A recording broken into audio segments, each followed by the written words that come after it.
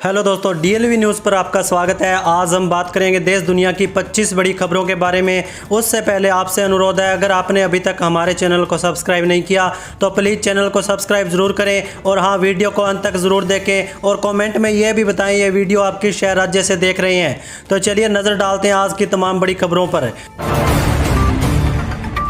देखिए दोस्तों, पश्चिम बंगाल की मुख्यमंत्री और तृणमूल कांग्रेस सुप्रीमो ममता बनर्जी ने एक बार फिर चुनाव आयोग और बीजेपी पर बड़ा हमला बोला है। बोनगांव में एक रैली में उन्होंने आरोप लगाया कि इलेक्शन कमीशन अब एक निष्पक्ष संस्था न रह बीजेपी कमीशन बन गई है। साथ ही एसआईआर प्रक्रिया से नाखुश ममता ने बीजेपी को खुली चेतावनी देकर उसकी पूरे भारत में नींव लाने सीधी धमकी दे डाली। वहीं ममता बनर्जी ने मुख्य निर्वाचन आयुक्त ज्ञानेश कुमार को पत्र लिखकर हाल ही के 2 चुनाव संबंधी निर्देशों पर तत्काल हस्तक्षेप की मांग की है।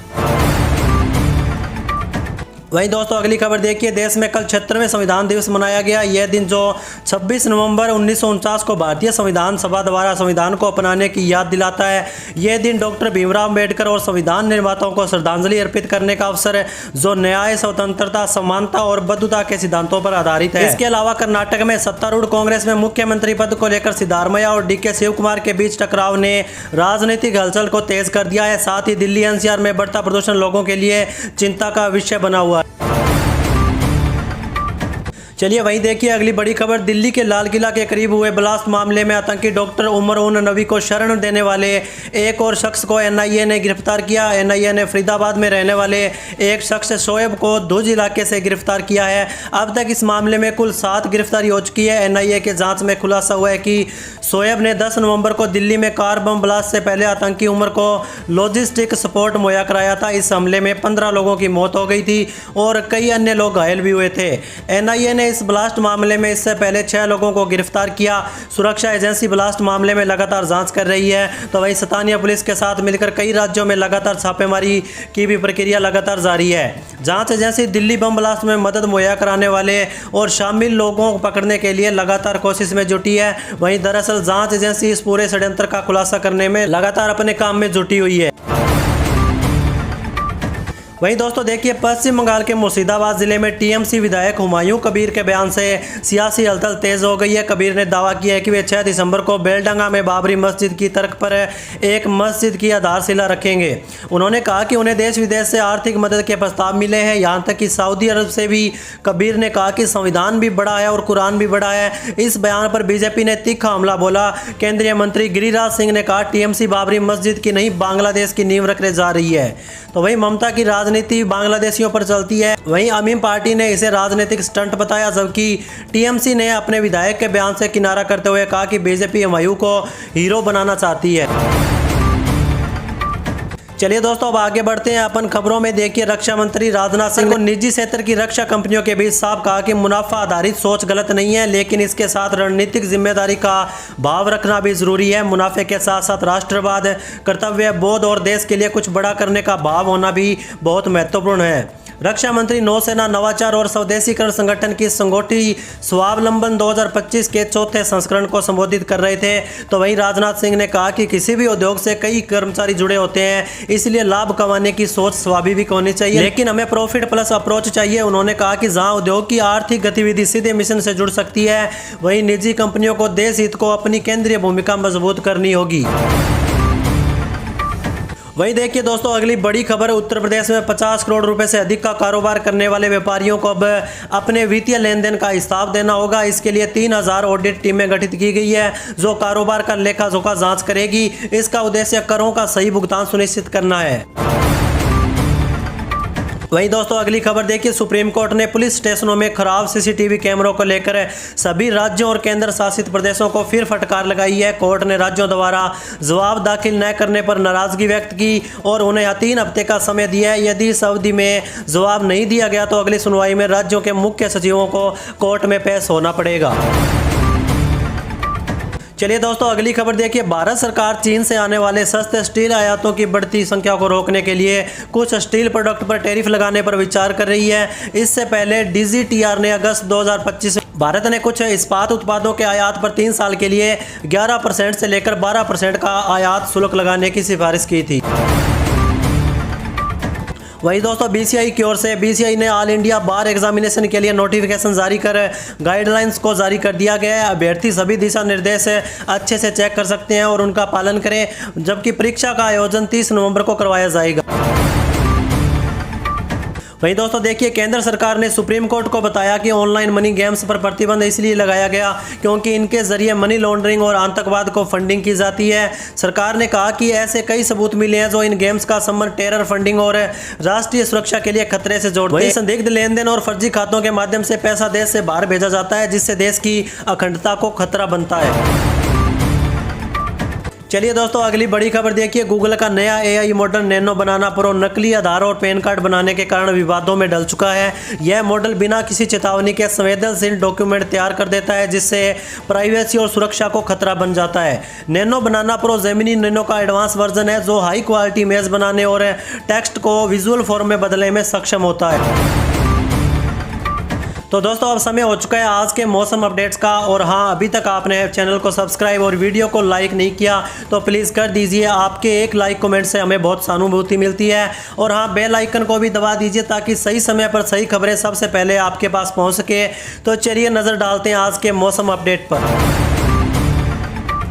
देखिए दोस्तों उत्तर प्रदेश में मौसम ने करवट ले ली है, धीरे धीरे ठंडक भी बढ़ने लगी है। रात के समय ठीक ठाक ठंड होने लगी है। मौसम विभाग की माने तो अगले एक हफ्ते तक मौसम शुष्क रह सकता है। इस दौरान कोहरे का असर दिखाई दे सकता है। हालांकि कड़ाके की ठंड को लेकर कोई अलर्ट जारी नहीं हुआ। 26 नवंबर को प्रदेश में पश्चिमी और पूर्वी यूपी में मौसम साफ रहने की संभावना है। इस दौरान प्रदेश के दोनों हिस्सों में सुबह के समय कहीं कहीं छिछला से मध्यम कोहरा छा सकता है, जबकि 27, 28 और 29 नवंबर को पश्चिमी और पूर्वी यूपी में मौसम शुष्क रहने की संभावना जताई गई है। तो वहीं 30 नवंबर और 1 दिसंबर को प्रदेश के पश्चिमी और पूर्वी यूपी में मौसम शुष्क रह सकता है। तो वहीं दोस्तों दिल्ली में आज तापमान में और कमी आएगी। अधिकतम तापमान 24 डिग्री सेल्सियस रहेगा, तो न्यूनतम तापमान लुढ़कर 8 डिग्री सेल्सियस तक पहुंचने की संभावना है। वहीं बिहार में ठंड और शीतलहर का असर तेज हो गया है। कैमूर में पारा लुढ़कर 9.9 डिग्री सेल्सियस पर पहुंचा। 10 जिलों में कोहरे का अलर्ट जारी किया गया, जिनमें सीमांचल के अधिकतर जिले हैं। विजिबिलिटी 500 मीटर तक गिर चुकी है। तो वहीं पछुआ हवा के चलते सुबह के समय ठिठुरन बढ़ चुकी है। अगले 72 घंटों में तापमान और गिरने की संभावना जताई गई है। वहीं दोस्तों राजस्थान के कुछ हिस्सों में हल्की बारिश हो सकती है। मौसम विभाग के अनुसार एक नए पश्चिमी विक्षोभ के सक्रिय होने से 27, 28 नवंबर को राज्य के कुछ भागों में बादल छाए रहने व हल्की बारिश होने की संभावना है। वहीं विशेष 27 नवंबर को जोधपुर, उदयपुर व अजमेर संभाग के कुछ भागों में बादल गरजने के साथ हल्की बारिश हो सकती है। वहीं दोस्तों उत्तराखंड के पर्वतीय क्षेत्रों में कड़ाके की ठंड पड़ रही है, जबकि मैदानी क्षेत्रों में ठिठुरन बढ़ गई है। शुष्क मौसम के बावजूद तापमान में गिरावट दर्ज की जा रही है। प्रदेश के अधिकांश क्षेत्रों में न्यूनतम तापमान सामान्य से कम बना हुआ है। मौसम विज्ञान केंद्र के अनुसार आज भी प्रदेश भर में शुष्क मौसम रह सकता है। हालांकि पर्वतीय क्षेत्रों में पाला पड़ने से ठिठुरन बड़ी ठंड रहेगी। मैदानी क्षेत्रों में हल्का कोहरा छा सकता है। तो चलिए दोस्तों अब आगे बढ़ते हैं अपन खबरों में। देखिए भारत ने 26 नवंबर से रूस की अगुवाई वाले यूरेशियन आर्थिक संघ के साथ मुक्त व्यापार समझौते पर औपचारिक वार्ता की शुरुआत की है। वाणिज्य और उद्योग मंत्री पीयूष गोयल ने मंगलवार को बताया कि भारत और 5 सदस्यीय यूरेशियन इकोनॉमिक कमीशन के बीच प्रस्तावित समझौते के लिए टर्म्स ऑफ रेफरेंस पर 22 अगस्त को हस्ताक्षर हो चुके हैं। वहीं दोस्तों देखिए अगली खबर, देश में इस बार फलों और सब्जियों के उत्पादन में अभूतपूर्व वृद्धि हो सकती है। 2025 के बागवानी फसलों के क्षेत्रफल और उत्पादन के तीसरे अग्रिम अनुमान के अनुसार बागवानी फसल क्षेत्रफल में 4 लाख हेक्टेयर की वृद्धि अनुमानित की गई है। यह कुल 294.88 लाख हेक्टेयर हो जाए। उत्पादन में 143.11 लाख टन वृद्धि अनुमानित की गई है। यह पिछले साल के 35.47 करोड़ टन से बढ़कर 36.90 करोड़ टन अनुमानित है। केंद्रीय कृषि मंत्री शिवराज सिंह चौहान ने कहा फल उत्पादन 5.12% बढ़कर 11.87 करोड़ टन हो सकता है। इसमें केला, आम, तरबूज, कटहल, मंदारिन, पपीता, अमरूद जैसे फल हैं। सब्जियों का उत्पादन 4% से बढ़कर 21.56 करोड़ टन का अनुमान लगाया गया है। विशेष प्याज उत्पादन बढ़कर 307.89 लाख टन तक पहुंचने का अनुमान है, यानी 26.88% की वृद्धि। आलू उत्पादन 1.85% बढ़कर 581.08 लाख टन होगा।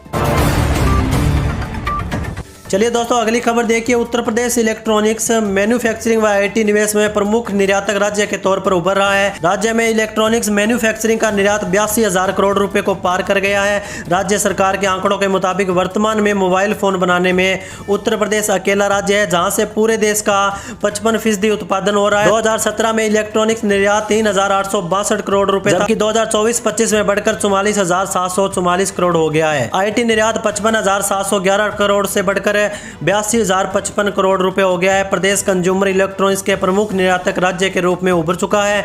सेमीकंडक्टर पॉलिसी 2024 लागू होने के बाद इस क्षेत्र में बड़े निवेश की संभावनाएं खुल रही है। चलिए दोस्तों अब आगे बढ़ते हैं अपन खबरों में। देखिए कच्चे तेल की कीमतों में भारी गिरावट आ सकती है। जेपी मॉर्गन का अनुमान है कि मार्च 2027 ब्रेंट क्रूड $30 प्रति बैरल तक गिर सकता है। इस संभावित गिरावट का कारण बढ़ती हुई अतिरिक्त पूर्ति है जो स्थिर मांग वृद्धि को दबा सकती है। अभी यह $60 प्रति बैरल है। 3 वर्षों में तेल की खपत में वृद्धि के बावजूद आपूर्ति में वृद्धि विशेष रूप से गैर ओपेक प्लस उत्पादकों से वैश्विक बाजार को प्रभावित करेगी। इससे कीमतों पर भी भारी असर पड़ सकता है। वही देखिए दोस्तों अगली बड़ी खबर, भारत से जुड़ा एक बड़ा डेटा इंटरनेट पर लीक होने की खबर है। जानकारों के अनुसार भारतीय बैंकों के लाखों बैंक ट्रांजैक्शन रिकॉर्ड इंटरनेट पर उजागर हो गए हैं। यह डेटा एक असुरक्षित Amazon S3 क्लाउड सर्वर से लीक हुआ। लीक डेटा में खाता धारकों के नाम, बैंक अकाउंट नंबर, ट्रांजैक्शन राशि और संपर्क जानकारी जैसी संवेदनशील जानकारियां शामिल थी। साइबर सुरक्षा कंपनी अपगार्ड ने यह दावा किया है। वही दोस्तों देखिए राष्ट्रीय आदिवासी छात्र शिक्षा समिति की ओर से एकलव्य स्कूल भर्ती 2025 के लिए एग्जाम डेट्स की घोषणा कर दी गई है। पदानुसार परीक्षा का आयोजन 13, 14 और 21 दिसंबर को करवाया जाएगा। सिटी स्लिप परीक्षा तिथि से 15 दिन पूर्व और एडमिट कार्ड 2 दिन पूर्व जारी किए जाएंगे। चलिए दोस्तों अगली खबर देखिए। उत्तराखंड सरकार ने मनरेगा श्रमिकों और सामाजिक सुरक्षा से जोड़ने की दिशा में बड़ा कदम उठाया है। मुख्यमंत्री पुष्कर सिंह धामी ने मंगलवार को उत्तराखंड भवन और अन्य सह निर्माण कर्मकार कल्याण बोर्ड में मनरेगा श्रमिकों के पंजीकरण की औपचारिक शुरुआत की। इसके साथ ही अब वर्ष में न्यूनतम 90 दिन कार्य करने वाले मनरेगा श्रमिक भी कर्मकार बोर्ड की सभी कल्याणकारी योजनाओं का लाभ उठा सकेंगे। चलिए दोस्तों अगली खबर देखिए। गुजरात में अहमदाबाद के लोगों को जल्द ही एक बड़ी सौगात मिलने वाली है। यहाँ के कोल्लूपुर रेलवे स्टेशन के नाम से चर्चित रेलवे स्टेशन को भारत का सबसे ऊंचे 16 मंजिला मल्टी मॉडल ट्रांसपोर्ट हब के रूप में पुनर्विकसित किया जा रहा है, जिसमें पार्किंग से लेकर ऑफिस और एयरपोर्ट जैसी आधुनिक सुविधाएं शामिल होगी। वही दोस्तों देखिए देश भर में पिछले कुछ महीनों से लगातार ऑनलाइन सट्टेबाजी पर लगाम लगाने की कोशिश की जा रही है। इसको लेकर कई ऐप्स बंद कर दिए गए, तो इसको लेकर कई नए नियम में बनाए गए हैं। अब इसी मामले में दिल्ली हाईकोर्ट की तरफ से बड़ा फैसला सामने आया। कोर्ट ने कहा कि क्रिकेट पर सट्टा लगाना PMLA की अनुसूची में शामिल अपराध नहीं है, लेकिन हालांकि सट्टेबाजी में लगाया गया पैसा किसी अवैध रूप से अर्जित संपत्ति से आया हो तो उससे होने वाला लाभ अपराध से अर्जित कमाई माना जाएगा।